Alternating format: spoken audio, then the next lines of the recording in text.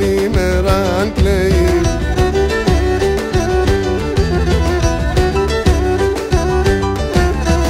Αχ, κι αρωθυμία σαν ψημόν, κι αρωθυμία σαν ψημόν, το ψωπόμ κατάκαιει και το ψωπόμ κατάκαιει.